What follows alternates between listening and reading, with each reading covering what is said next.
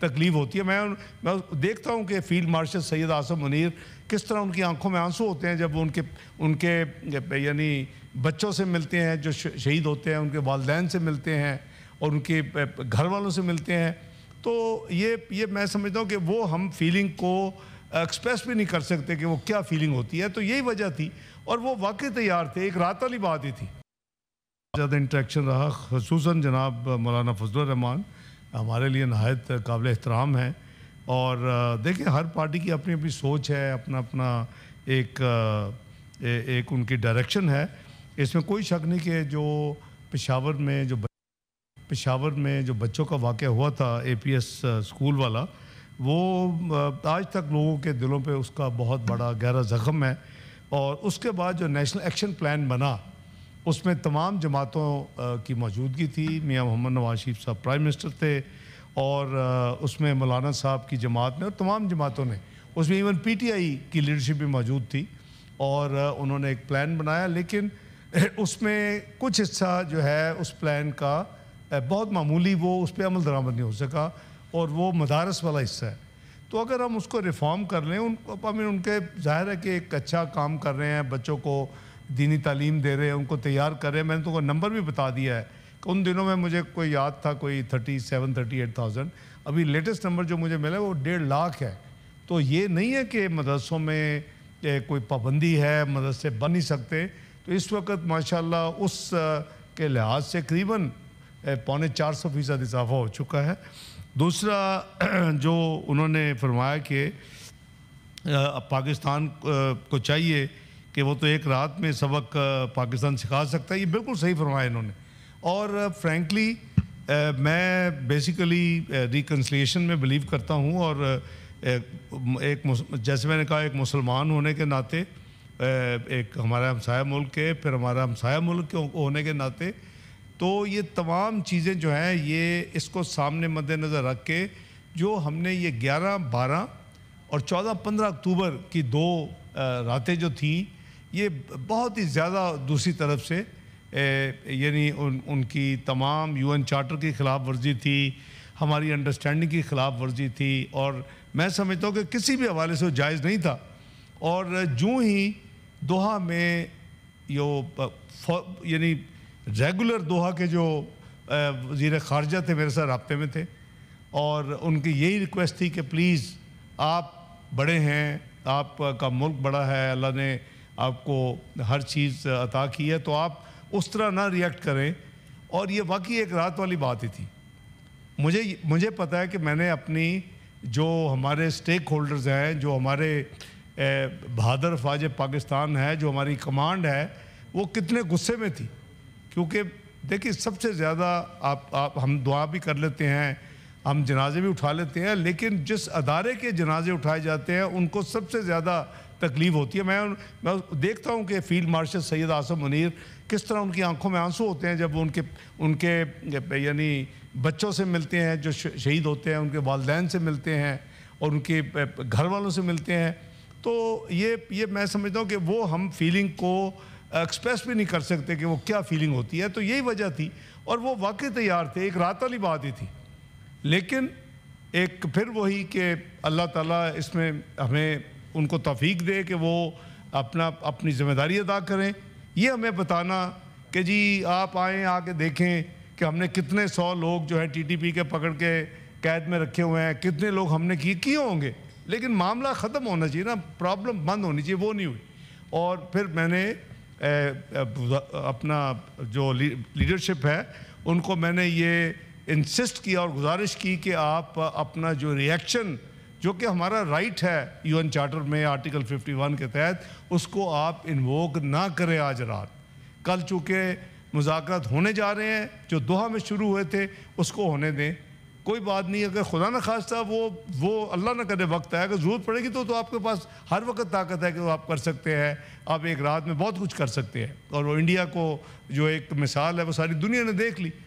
तो उस हवाले से मैं अर्ज़ करता हूँ कि पाकिस्तान की जो दिफाई क़ुव्वत है, पाकिस्तान की जो बहादुर फ़ौज हैं, उसकी जो लीडरशिप है, अपना सैयद आसिम मुनीर साहब हुए, फिर उनके एयर मार्शल ज़हीरुद्दीन बाबर सिद्धू और फिर हमारे naval chief, they are all all the time alert. और ये 6 से 10 मई की रातें तो मैंने फॉरेन ऑफिस में 2-2.5 घंटे के अलावा पूरी रात गुजारी हुई है, तो मैं सारे प्रोसेस से गुजरा हूँ, तो इंशाल्लाह कोई फिक्र वाली बात नहीं है। लेकिन ये बंद होना चाहिए, जितनी जल्दी बंद होगा उनके लिए भी बेहतर है। देखिए ना, आज उनकी पेरिशेबल गुड जो है, जो उनके फ्रूट्स हैं, जो उनके खाने की अशिया हैं, वो बॉर्डर्स बंद होने से की वजह से उनको ज़्यादा नुकसान हो रहा है।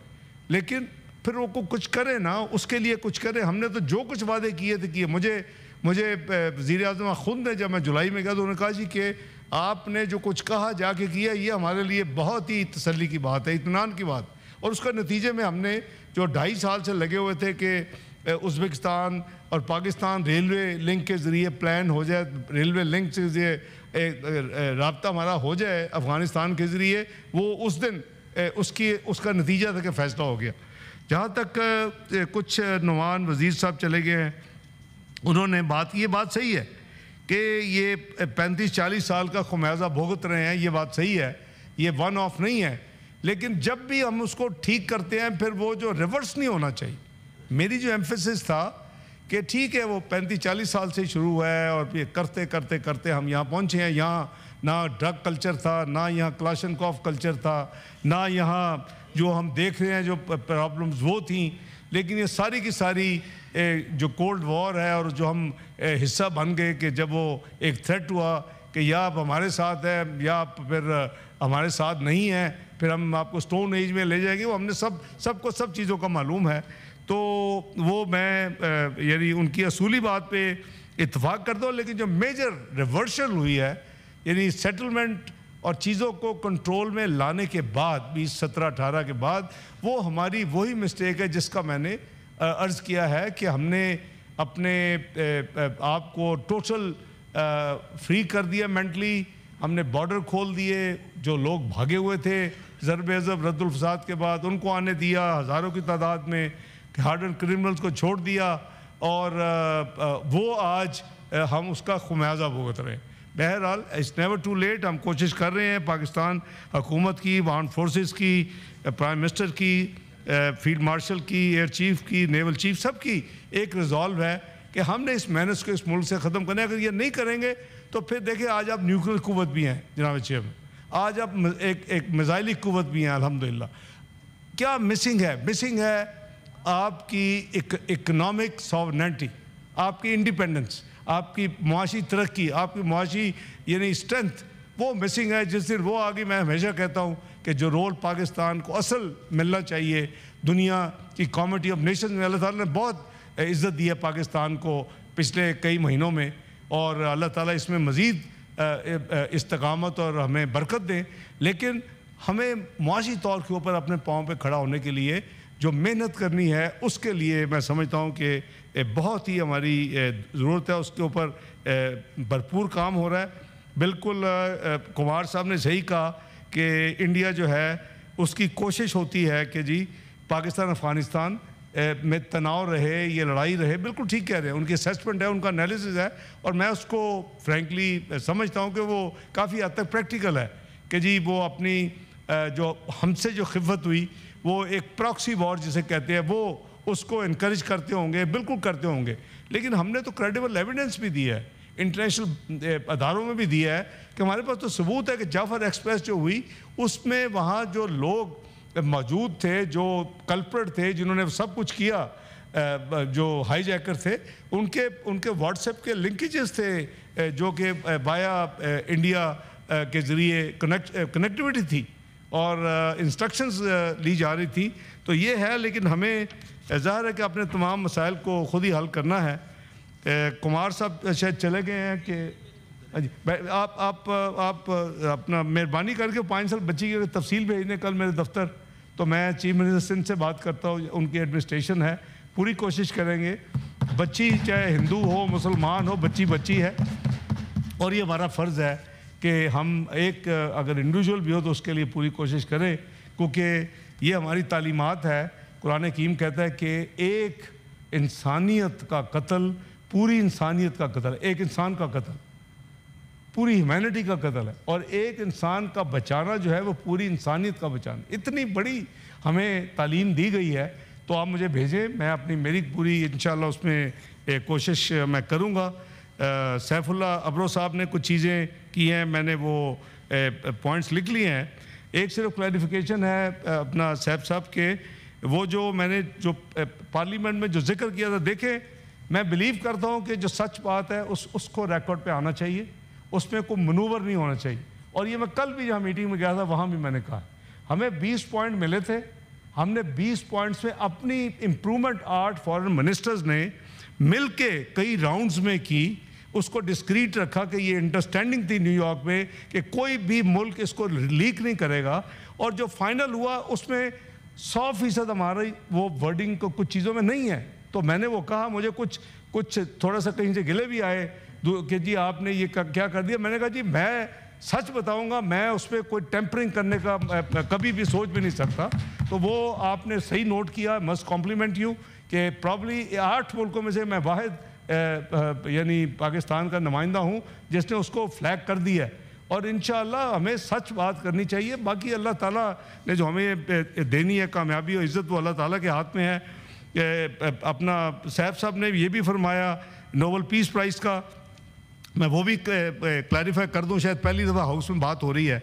ये जो उनका रोल था 6 मई की रात से लेके, पहले भी था लेकिन ख़ुसूसन 6 मई से 10 मई की सुबह तक, वो उन्होंने बड़ा प्रोएक्टिवली जनाब चेयरमैन राब्ते रखे।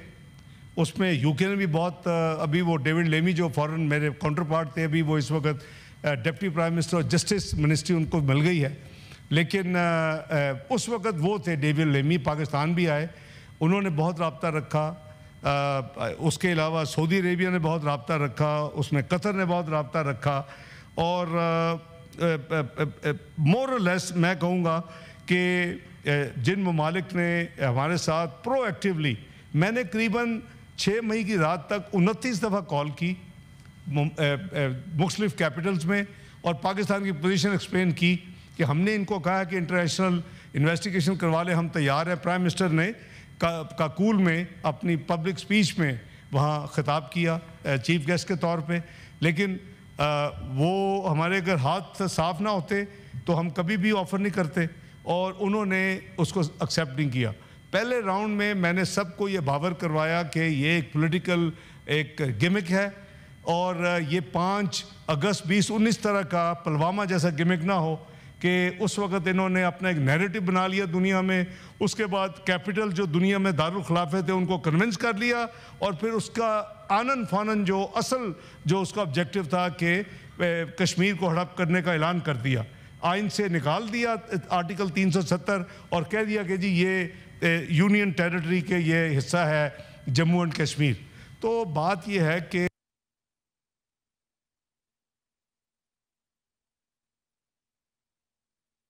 उसके बाद जब असल जंग शुरू हुई, उन्होंने जो प्रेस रिलीज की, कहा कि जी पाकिस्तान की रात को 15 उनकी मिलिट्री इंस्टॉलेशन की है। हमने एक भी जगह पे नहीं किया था। तो हमने फौरी तौर के ऊपर मैंने फिर राउंड ऑफ कॉल शुरू हुए। पहले 6 मई तक 29 थे और 6 से लेकर 10 तक अनदर 31। तो मैंने उनको कहा कि भाई आप दिस इज डिजिटल वर्ल्ड, अगर हमने एक जगह पे अटैक किया होगा तो कॉल शुरू हुए। पहले 6 मई तक 29 थे और 6 से लेकर 10 तक अनदर 31। तो मैंने उनको कहा कि भाई आप दिस इज डिजिटल वर्ल्ड, अगर हमने एक जगह पे अटैक किया होगा तो we would have left the traces. तो आप हमें बताएं कि हमने कितनी जगह पे अटैक किया, 1 पे किया है, 2 पे किया है, 15 पे किया है या 50 पे किया। तो I must compliment that it is a big country, P5 में से है। उन्होंने बाकायदा उसको चेक करके मुझे 16-17 घंटे के बाद फ़ोन किया कि पाकिस्तान ने किसी जगह पे अटैक नहीं किया। वो बोलने की वो एक्सपोज हो गए। अगले और साथ क्या कर रहे थे, मिसाइल मारते जा रहे थे, हम भी जवाब दे रहे थे। ड्रोन छोड़ दिए पाकिस्तान, पहले 24 घंटे 29 ड्रोन छोड़ दिए, अगले कोई 15-20 घंटे में अनदर 51 छोड़ दी। तो टोटल 80 ड्रोन पाकिस्तान के मेजर सिटीज़ के ऊपर हुवर कर रहे थे। तो जाहिर है कि लोग कैओस में थे। मुल्तान